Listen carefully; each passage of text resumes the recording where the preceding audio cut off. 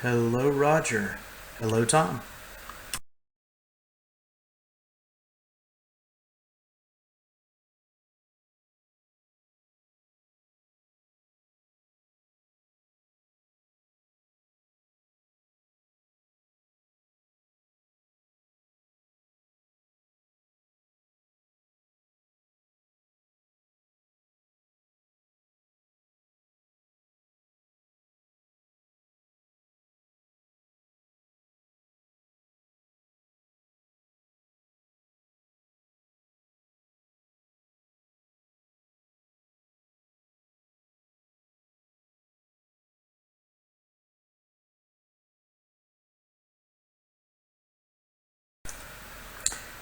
It really does, Richard. Nice prominence today. Several. One right here. Here. Tiny one here. Oh, something flew through. Here. Here. And here. And here. And a tiny one there. And a nice one here. It really does, Richard.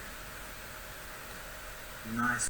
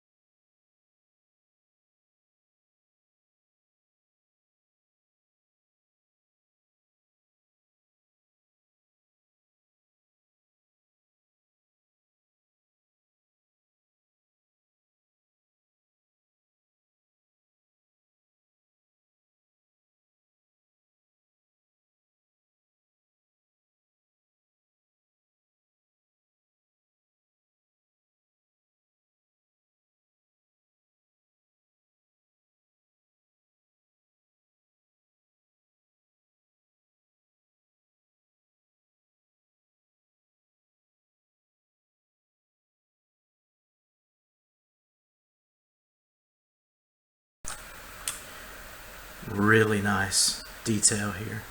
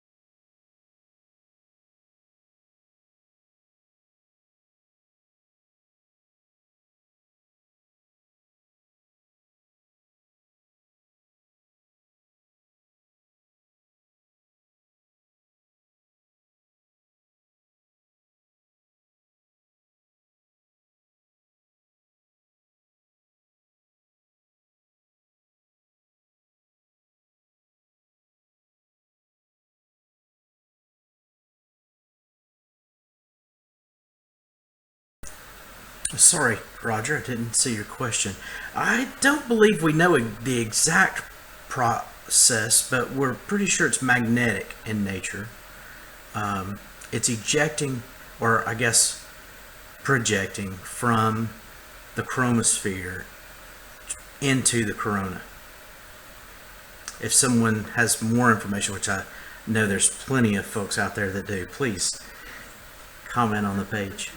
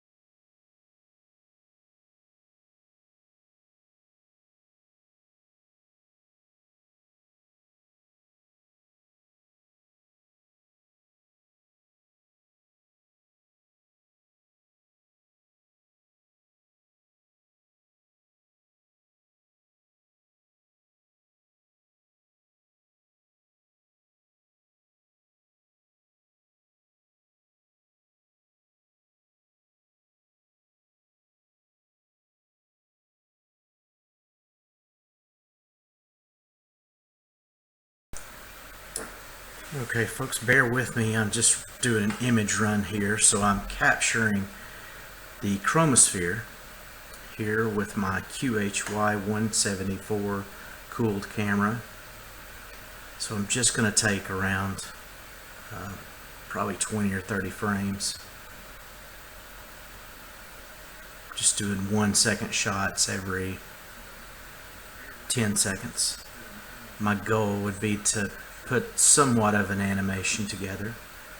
I'll turn it over to the prominence in just a second, which you can make out here in the bottom. If you can see my cursor there, I don't think you can see it.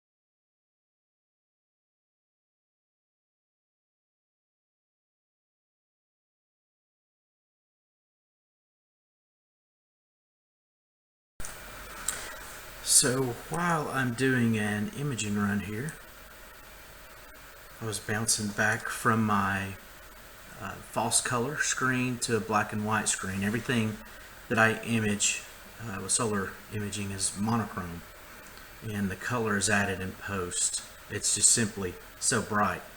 There's not a lot of color to be had there other than white, which is a color.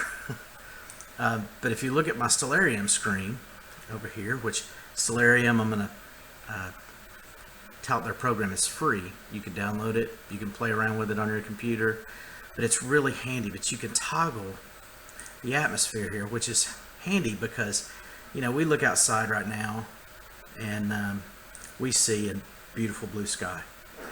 With a simple click of the button here, I can see what's hidden from our eyes. Of course, the Milky Way streaming just above the sun. And look how close Mercury is to the sun right now, and Venus, and the moon, and the winter circle right here. So astronomers call this the winter circle. It appears to be a circle in the winter sky. In the summer, we have the summer triangle.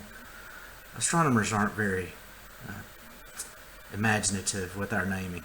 We name our telescopes very large telescopes, that sort of thing. Much smarter people than myself name them these things. But here's Betelgeuse and Orion. Of course, we've had Orion through the winter season, and now we're moving into the summer, and Orion is setting around 7 p.m., 8 p.m., so we can't see it at night, but it is still in the sky, and sometimes we forget that.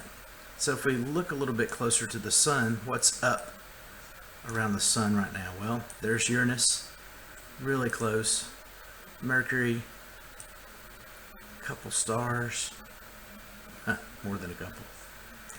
And this information tells us the right ascension, the declination, all those great things, and the tracking. And my telescope is actually tracking right now, so it's keeping up with the sun. So it's keeping it right in the center of the frame. So if you have any questions, please feel free to ask. I'm about to reveal the chromosphere with a touch of a button that you'll be able to see, and I'll record. And of course, we'll post these images over here later for you to look at. I'm going to switch the atmosphere back.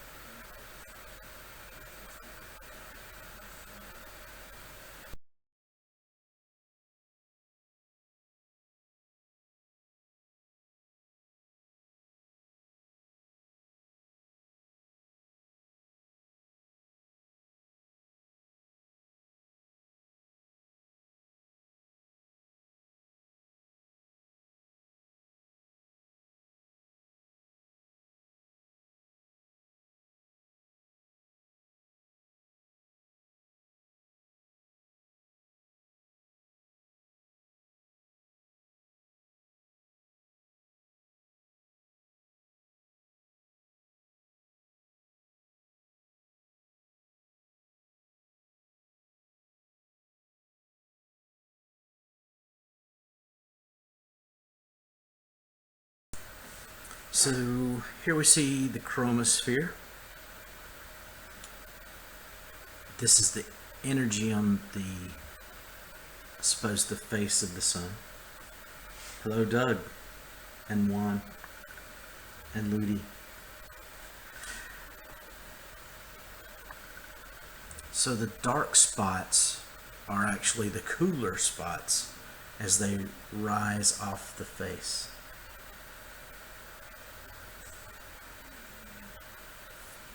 And you see, of course, the occasional bird fly across.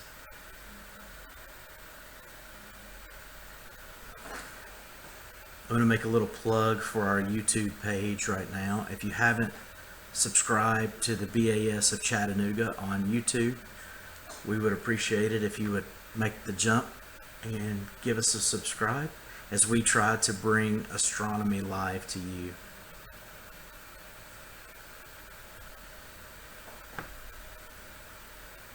So in the bottom right hand corner, I have an all sky camera that I built with the help of some friends and some very, very smart people.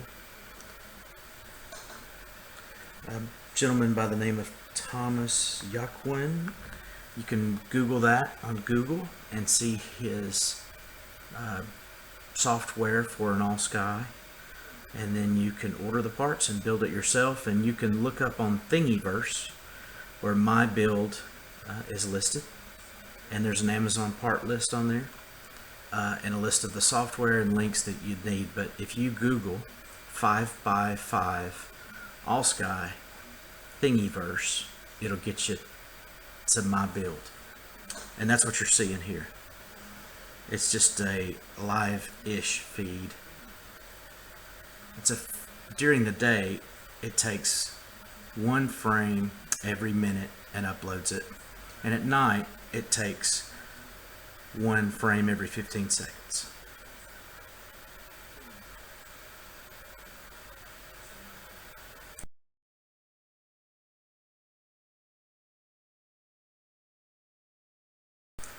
I've got 30 seconds on this imaging run, and I'm going to center the scope up again.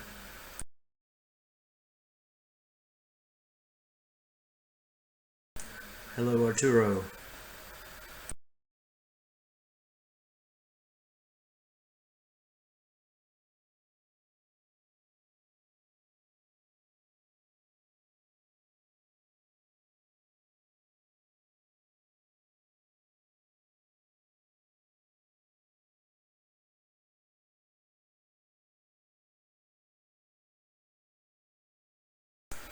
So if my feed drops, I'll be back. But I'm going to reconnect the mount and move it a little bit.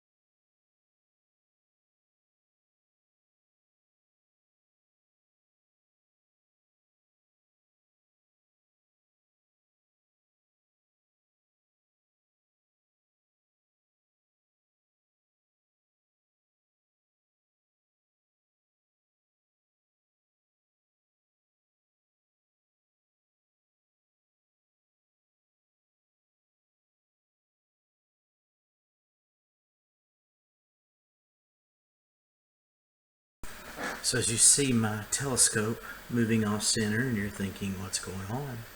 I'm using a piece of hardware and software called an Astronomical Hinode solar guider, and it stabilizes the sun and tracks on it. So just like your PhD software, the Hinode tracks the sun. And if you're like me and you set your scope out and you pick your scope up, set it out, pick it up day after day, and you don't have a great solution for polar alignment for solar, the Hinode is a wonderful addition. And you can use it with just about any GEM as long as it can guide through an SD4 port. It also will guide through a USB like I'm doing currently. And so it's running through a calibration process right now.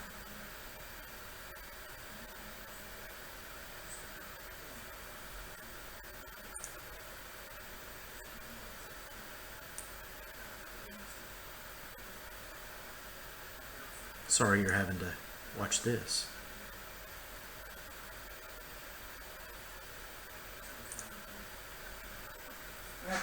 So a little bit about my hardware. I'm using a Lunt 80mm PST pressure tuned telescope that allows me to adjust for the view on the limb and on the face.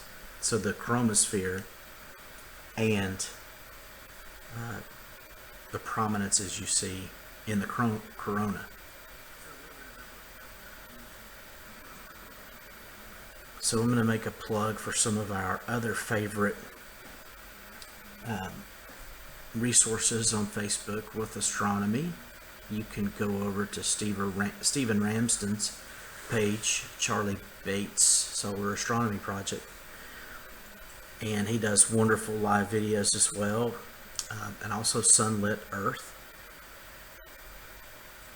All things solar over there in the solar chat forums.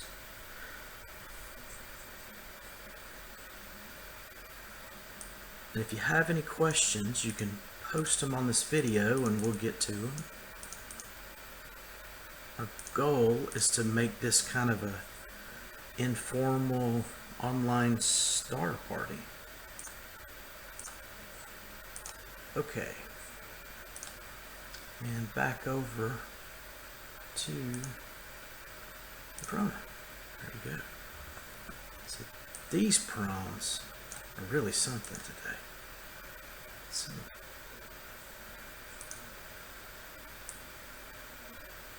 I don't have the music playing today, in hopes you can hear me better. Thank you, Anna.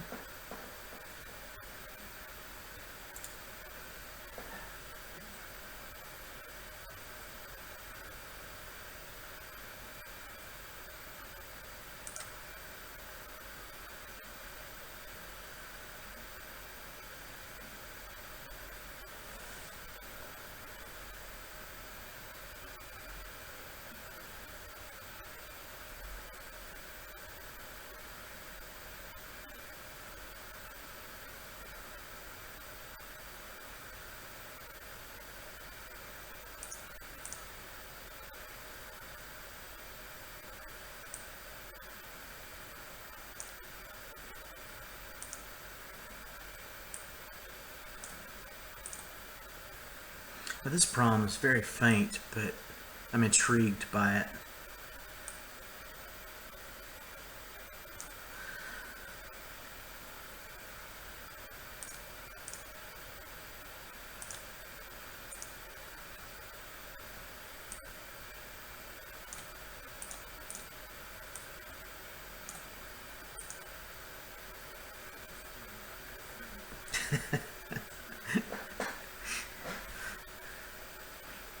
It does kind of look like it, doesn't it?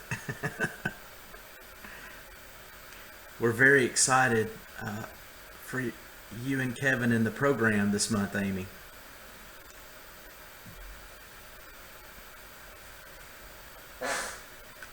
You're hearing all kinds of noises in my studio and my desk chair.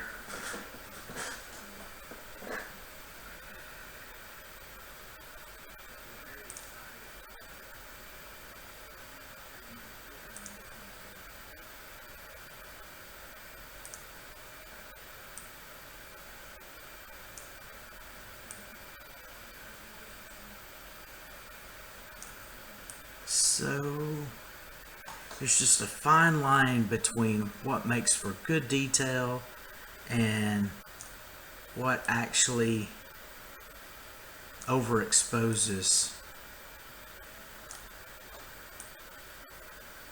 There you go.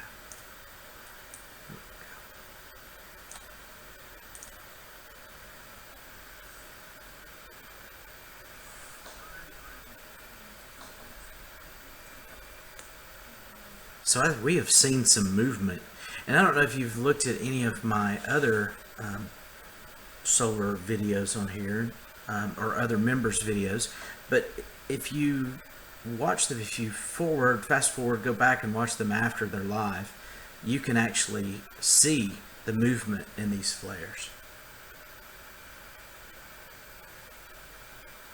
This one's been very active. When I initially turned my telescope on this afternoon, after I finished my staff meeting, it seemed to be much more pronounced. It slowly faded through the afternoon.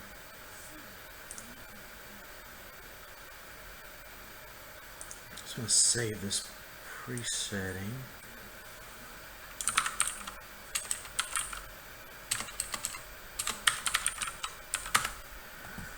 And go back to the chromosphere.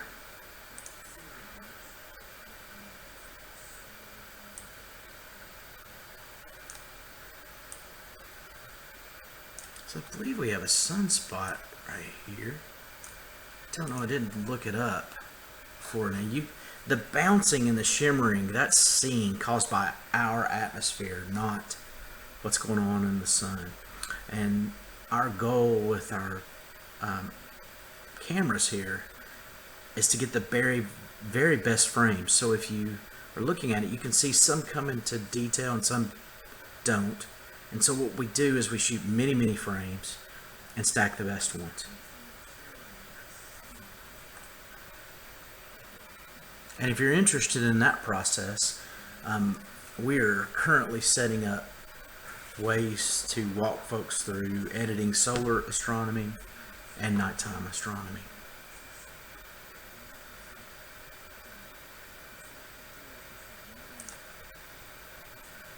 And the full view. And back to the corona. I'm going to come back down here. It looks like there seems to be some activity again off this edge right here. I'm going to turn my mouse click on. Okay, can you see this now? There we go. So you can see right here, this is new-ish. It was there, just wasn't quite that pronounced. So we'll watch this. I've got a feeling it might be connecting here. Let's see if I can get us a little closer here. Oh yeah, okay. If you have any questions, feel free to ask, and if I don't know the answer, I'm sure one of our audience might.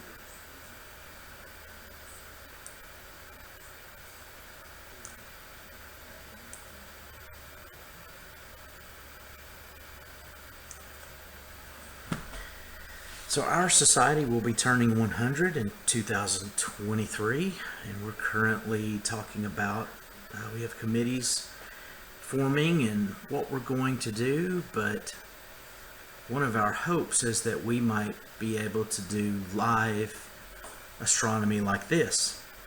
So, just noticed I cut that prom off at the top. Let's try this. A bit better.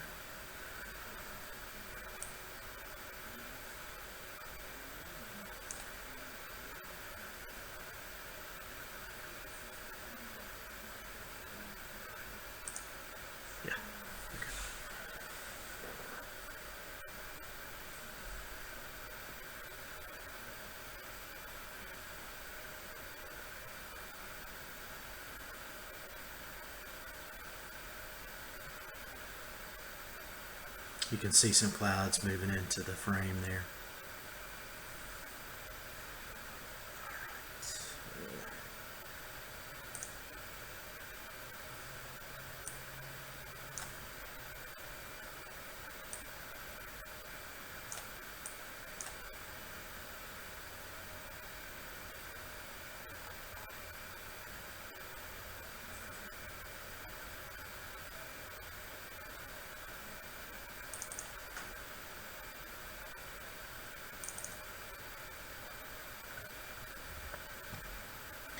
So I'm using a laptop to bring this broadcast to you, and it is right on the edge of being able to effectively do this and not do this. So I'm about to turn on some music, and we will see if that doesn't push us over the limit here. So let's see.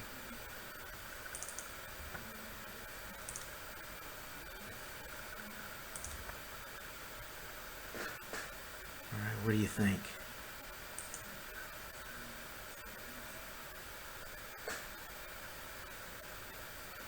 You guys still hear me okay? Is the music too loud?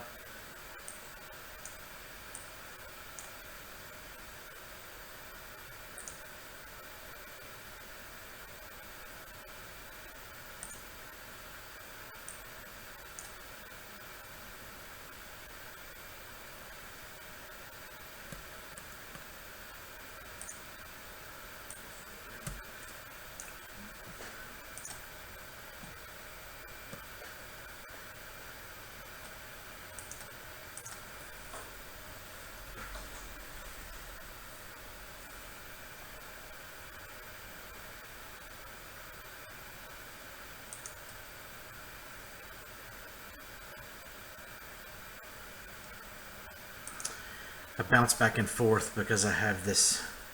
Back in 2015, I was doing this, and I focused in on a prom, and I paid all of my attention for about 6 hours during the day to that. And after I had finished my data capture and started going through it, I looked on Facebook, and on the opposite side there was the huge prominence that had erupted, and I missed it all because I never checked. Astronomers have this fear that their computer's going to explode or their telescope's going to catch on fire, and all of those things are on the table if you're doing astronomy or astrophotography. So it is a legitimate fear, just putting that out there. But we don't want to tempt fate, so sometimes when we do something, we're a little superstitious when it comes to our hardware. Nothing else, just hardware.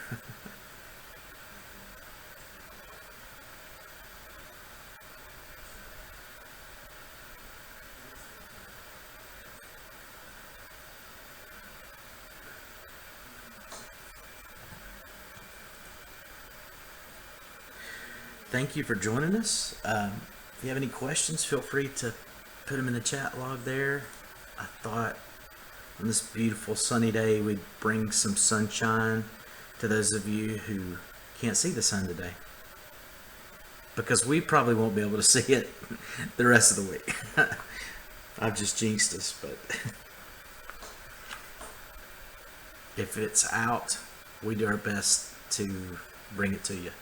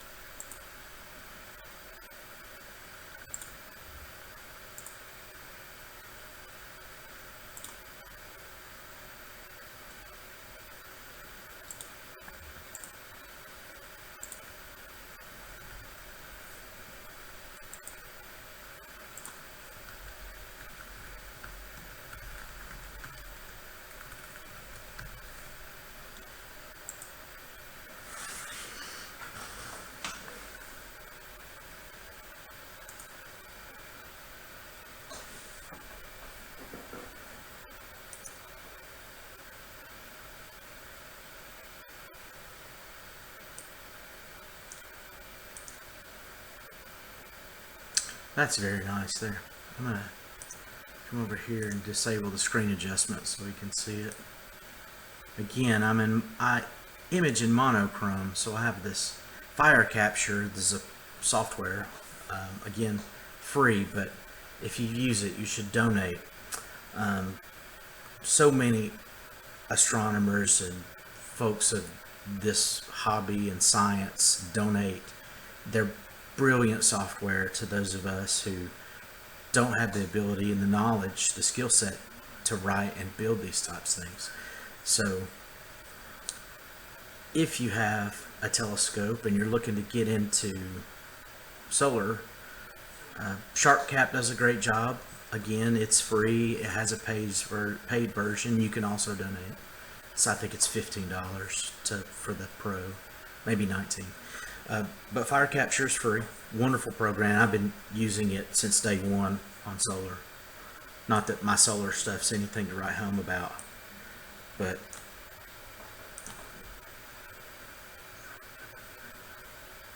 really nice prominence there.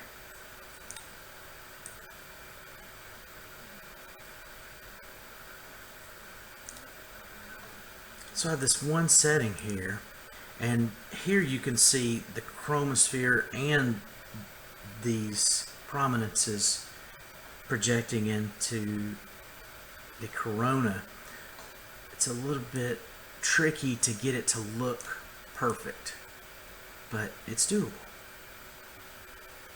And the nice thing about it is when you get it set, you can just move the slider back and forth to highlight the chromosphere and the energy projecting. I mean, this technology is fantastic. I have always used a Lunt. We don't have any sponsors, so we are out there just using what's out there. My friend Stephen Ramsden uses the Coronado line of scopes somewhat exclusively, and they seem to be wonderful instruments. And then there's Daystar and their wonderful quark, and it's on my list. I've been wanting a quark for years, and hopefully one day I'll be able to purchase one and bring you even closer. But quarks are awesome in that you can put them on any telescope.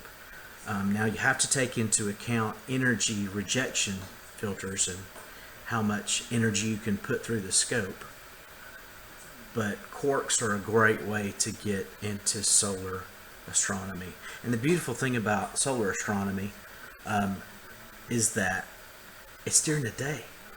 So you can see things. When you throw things, it's easy to find them.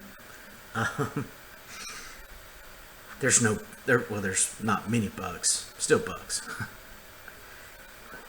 But it's also nice because you can sleep at night.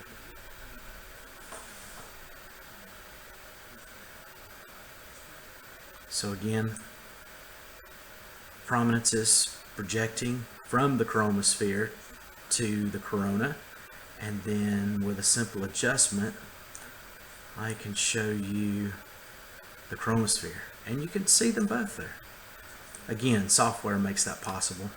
Then this is Fire Capture. So Fire Capture also has this awesome feature where you can enable the screen adjustment, and it gives you a false color setting, and that's helpful to show. See here, it's a weird looking juxtaposition of color, but look how much detail we see on the chromosphere and the energy projecting into the corona. I like this. I'm actually going to take a picture of this. This is a cool picture. Sometimes you accidentally take cool pictures. Yeah, I'm going to do full size. Oh yeah, that's cool.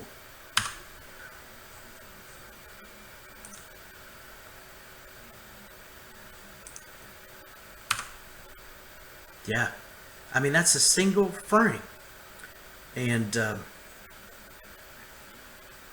pretty awesome. Yeah, I'm just going to leave it here. Accidentally. Look at that, accidental astronomer.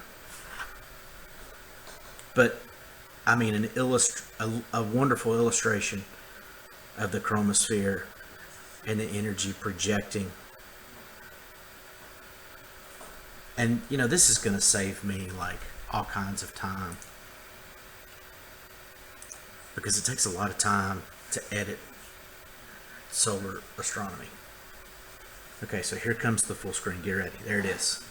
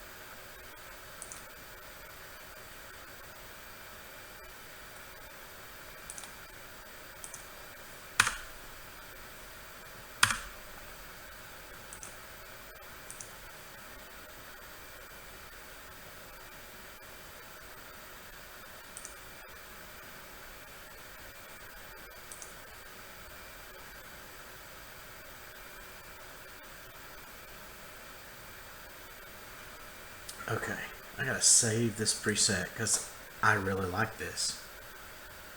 So the other nice thing about fire capture, I'm gonna call this the hippie sun because it looks like a hippie sun.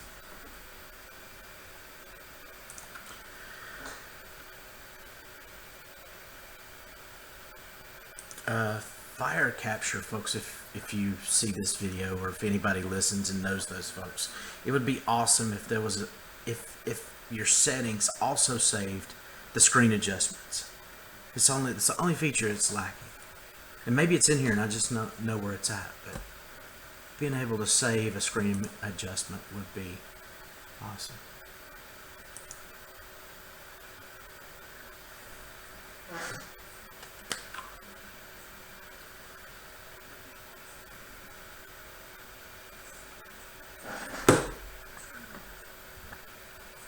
I'm going to go back to the region of interest here. So again, you can make out the energy projecting there. Let's see. I think if I do this, I can get it back to, yeah. There we go.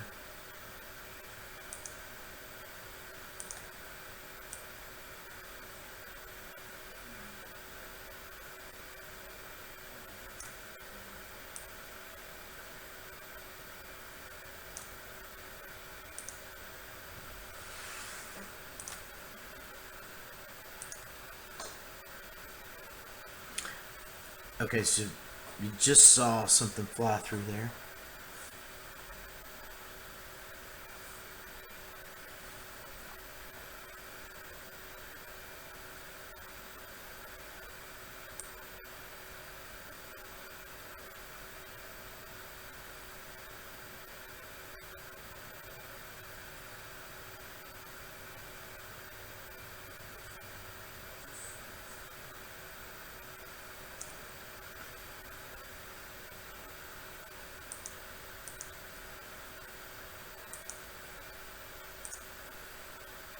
Alright, I'm going to turn it back over to our normal settings. There we go.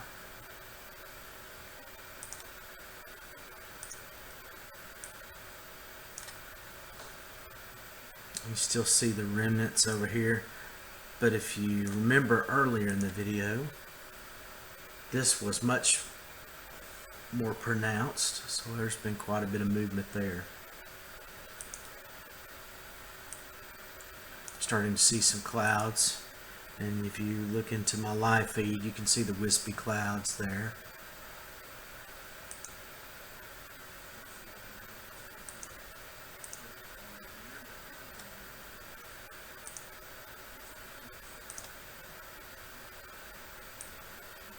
Interesting. What's going on here? Look at this. There we go.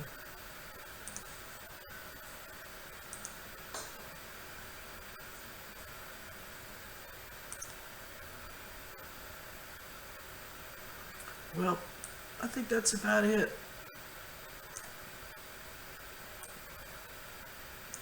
I want to thank you guys for jumping on the feed, and it does appear we'll have some clear skies tonight, so we'll be back with some Messier Marathon. So stay tuned, give us a like on the Facebook page, or head over to our YouTube page and subscribe.